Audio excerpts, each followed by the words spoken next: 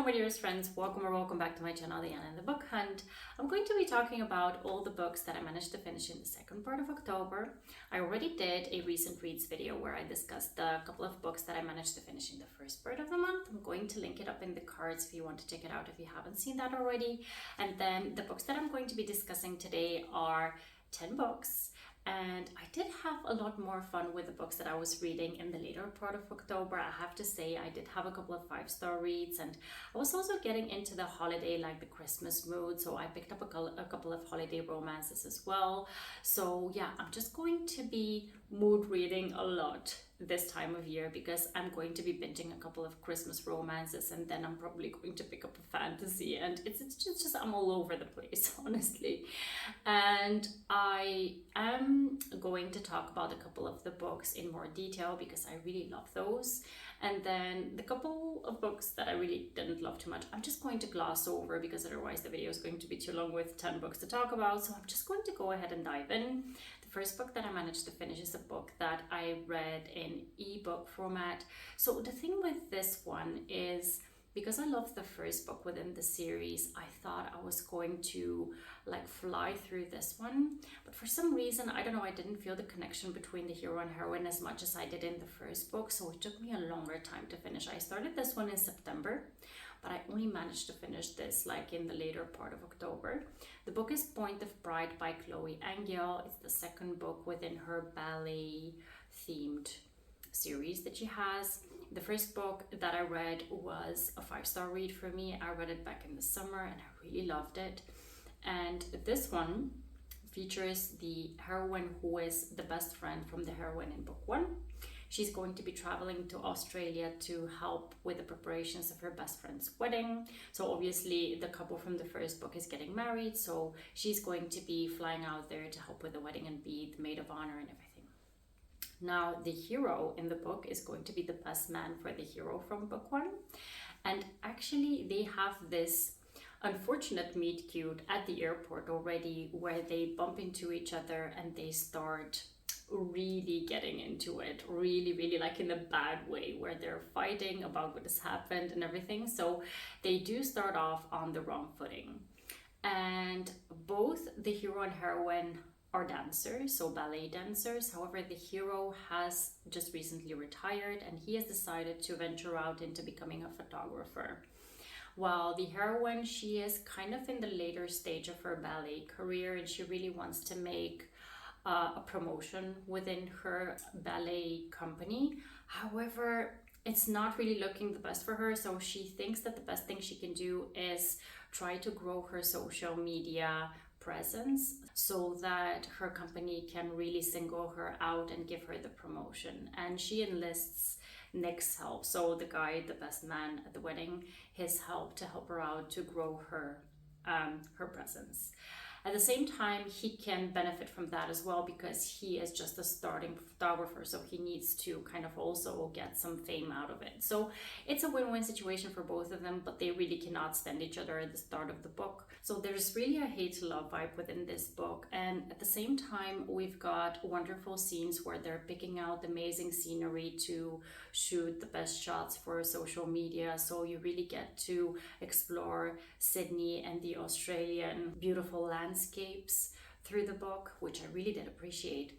Also, the representation within the book is quite interesting because the heroine has something that I haven't read about before.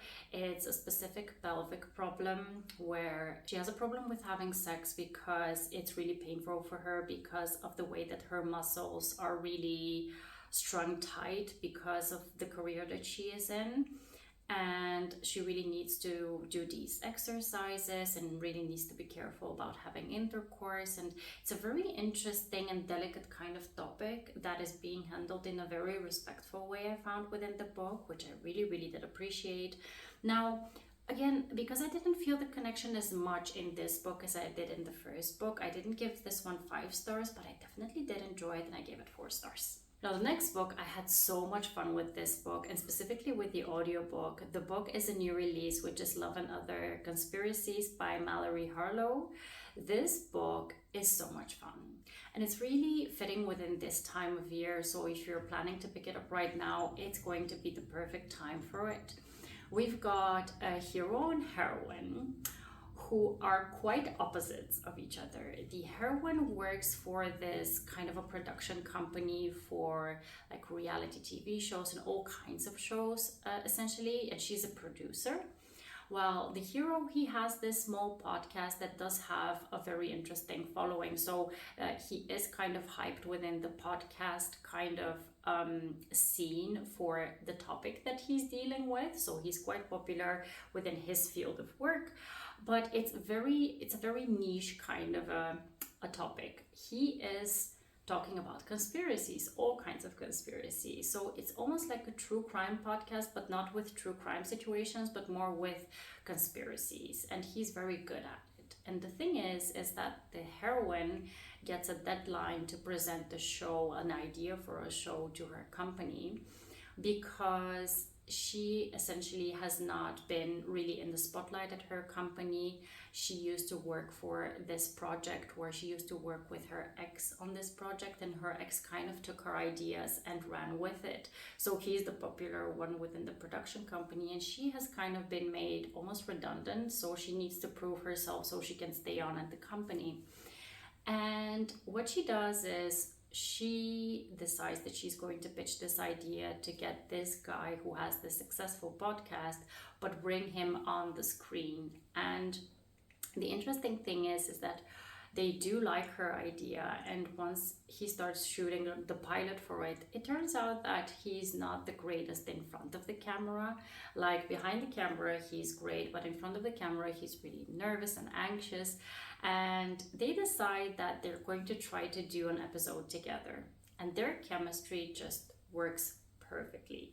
And that is where we start to sense that this story is going to be so good, because they have the banter, they have the chemistry together, they have this opposites attract situation where he is the conspiracy theorist kind of guru, while she does not believe anything about those conspiracy theories. And it's just wonderful to read about how she's provoking him and he's provoking her, and it's just great fun, a lot of banter. The production for the audiobook is amazing, and I also really did enjoy the fact that the heroine had to overcome her trauma from her past relationship, and how she kind of grew into confidence because of what has happened to her, and how she needed to prove also to herself that she can do everything that she sets her mind to. And I really enjoyed this one.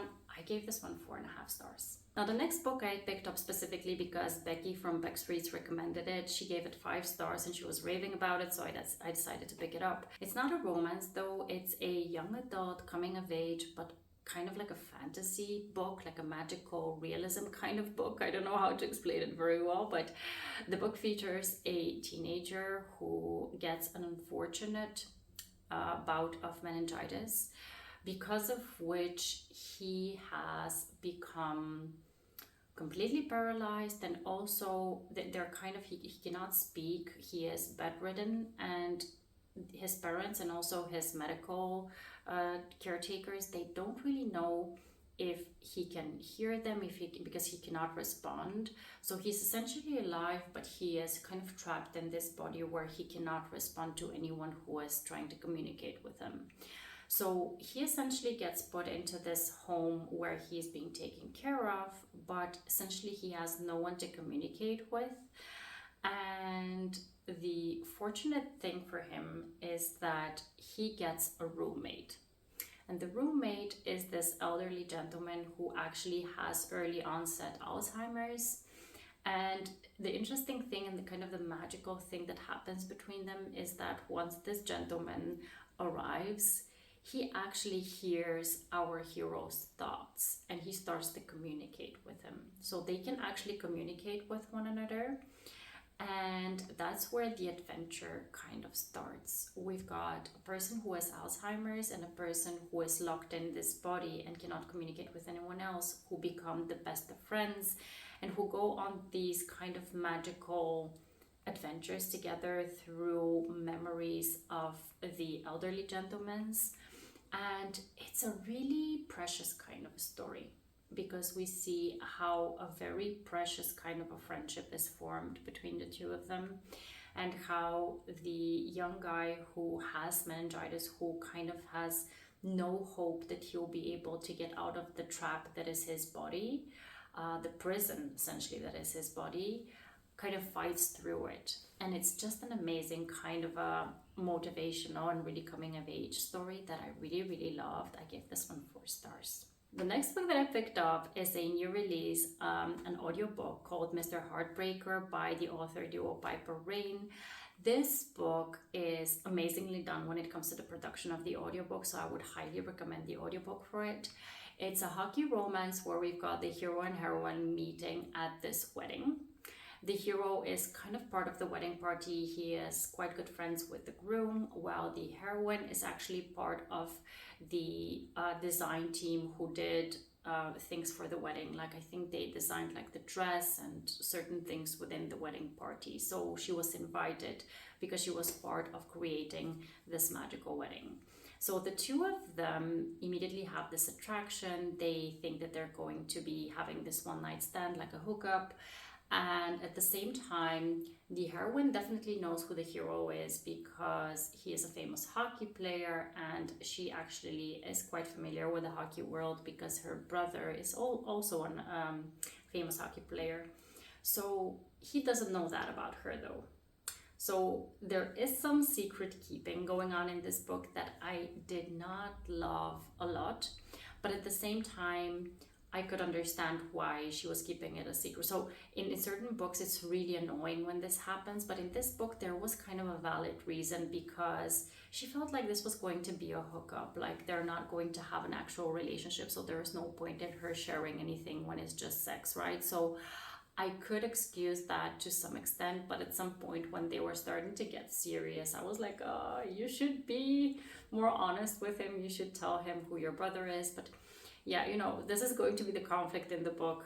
Spoiler alert here. So I could appreciate it to some extent that there was some secret keeping, but at the same time, I'm not a fan of this kind of a trope. So I gave this one 3.5 stars. I did enjoy really the audiobook production for this one is off the charts good. So I really did enjoy it, but I just would have loved for it to go into a bit of a different direction. Then it would have been a perfect read for me. Now the next book is one that features a holiday setting, so a Christmassy setting, and I really, really enjoyed this one. It's not specifically a romance, it's more like a mystery with a very big romance plot line within it. It's called The Most Wonderful Crime of the Year by Ali Carter. It has a gorgeous cover. I really love these kind of pin up kind of a style of a cover. I really love this one. And the book centers on a hero and heroine who are both authors.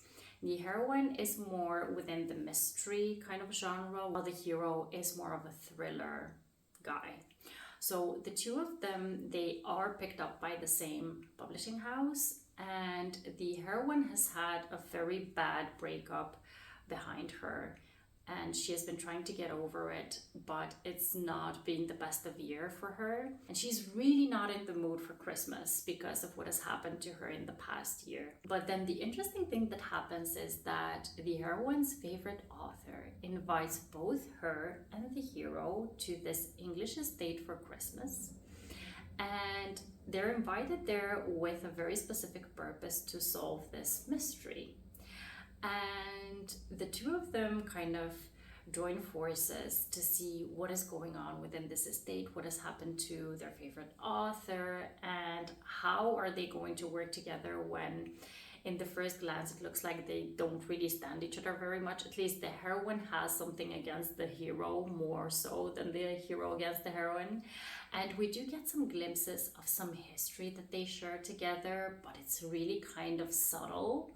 And then once you find out what exactly has happened between them, it's like, it's wonderful to read about. I was really hooked on both the mystery, I was hooked on the romance, I was hooked on the banter.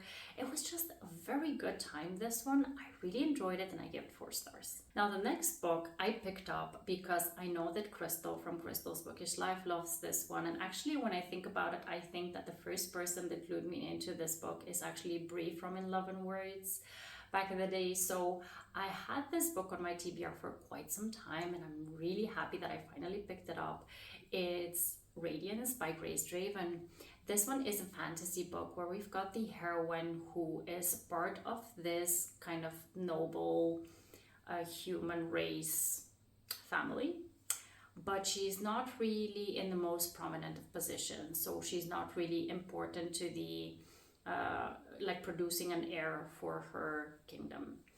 And she gets wed off to another species, and specifically to get this kind of alliance with them. So this marriage of convenience is meant to have this kind of political advantage for both of the species.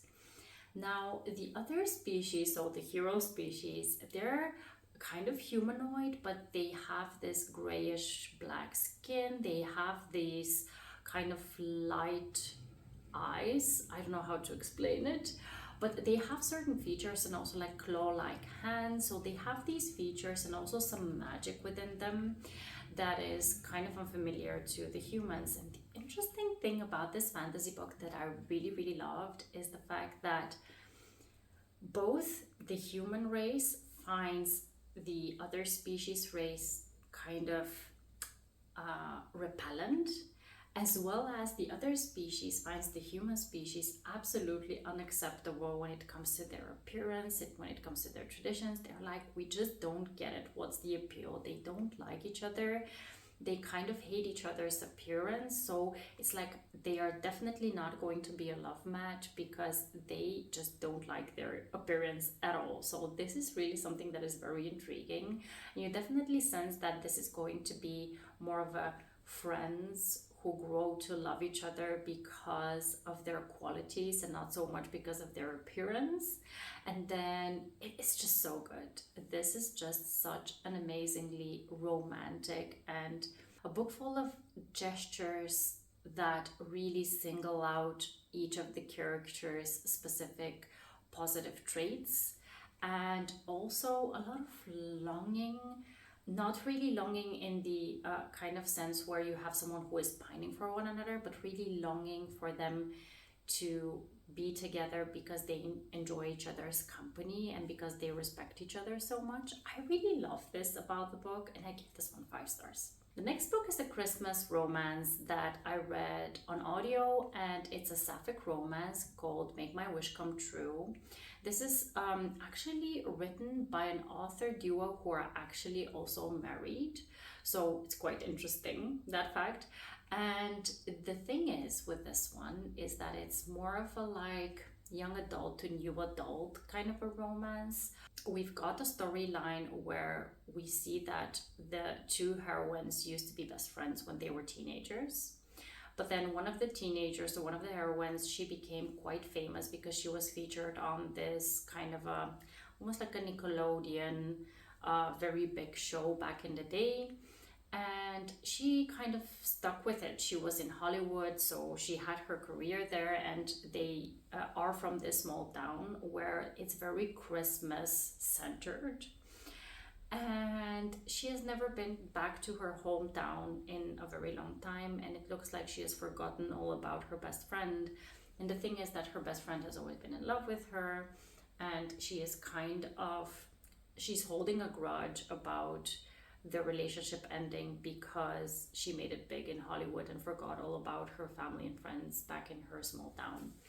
So essentially this is the setup of how the story starts, and the thing is that obviously the heroine who is in Hollywood comes back to the small town because she wants something out of her best friend, and they have this setup of dating each other for 12 days before Christmas, like a publicity stunt situation to help the heroine out with her Hollywood career. And the thing is, it's very Christmassy, I have to give it that. And I do have to say that also there are certain things that are handled very well when it comes to one of the heroines, but then the heroine who is in Hollywood, I could not muster up the kind of sympathy that I was supposed to have for her. So I didn't love this one as much as I should have, I think, as I was meant to love.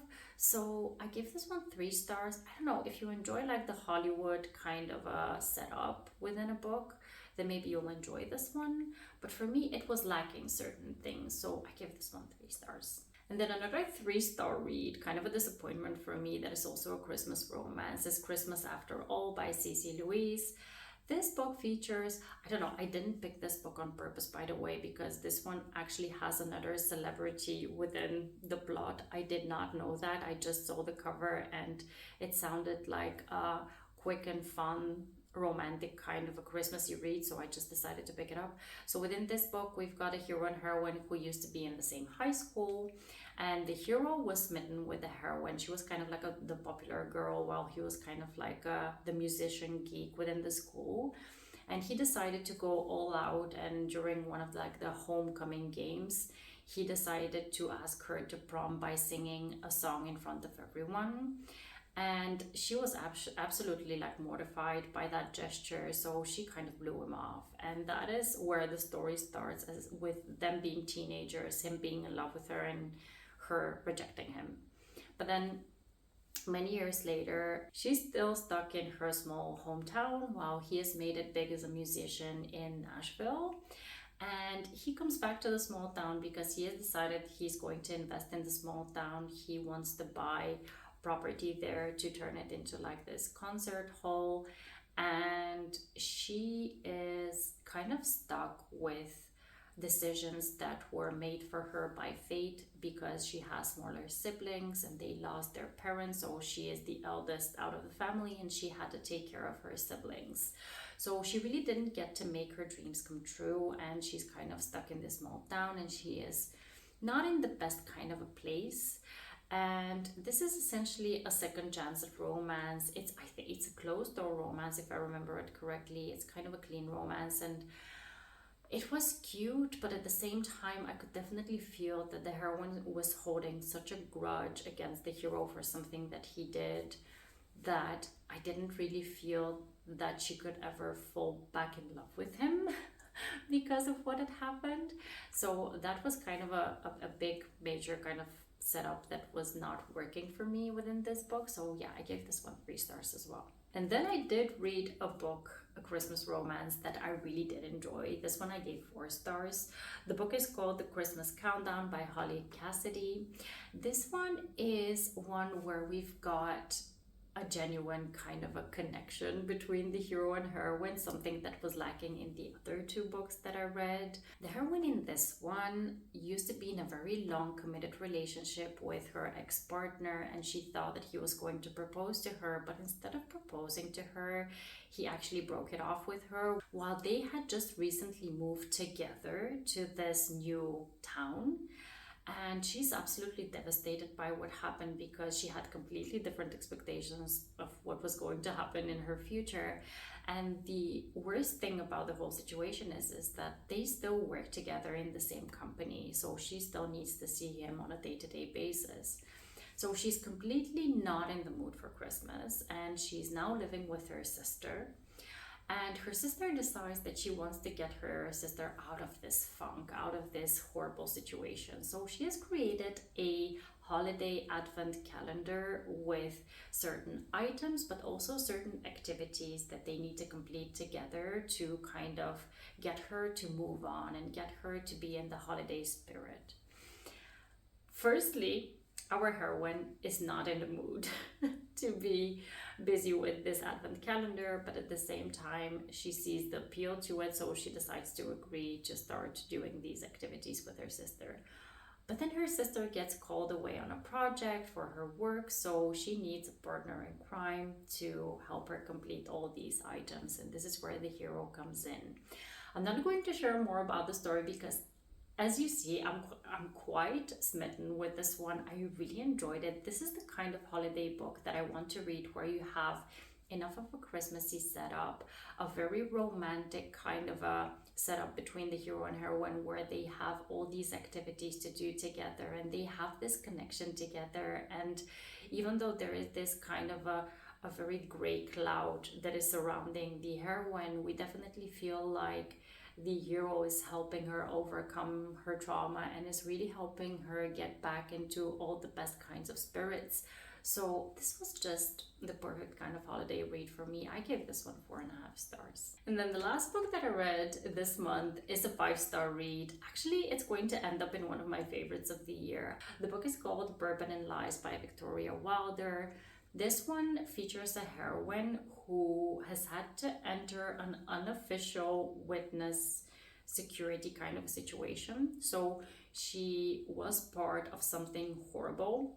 She saw something horrible happening and she saved someone from a very horrible situation. So someone from the FBI offered her to bring her somewhere safe, and she brings her to this small town in Kentucky where we've got a bourbon distillery that is owned by this huge, kind of very popular bourbon making family, the Fox family. She gets there and she immediately has this amazing connection with a hero whose name is Grant. The hero has a very traumatic past because he used to be part of the police force within the town, but he lost his partner. And his partner was a female partner for whom he had very serious feelings. So he has a lot of trauma from his side. She has a lot to work through because of the suspenseful situation from her own past. And the two of them, besides the fact that they have this trauma that they need to work through, they have this amazing connection, amazing banter and chemistry. The heroine, she's like, I never am allowed to be the person that I want to be, so I'm just going to be her from now on. And that is something that I loved about this heroine. She is the actual best. I really enjoyed how she stood up for herself, how she was the perfect example of you don't need to be the person that everyone is thinking that you should be, but you can be someone who is the absolute best of yourself, the best version of yourself. She is just amazing. I love this heroine.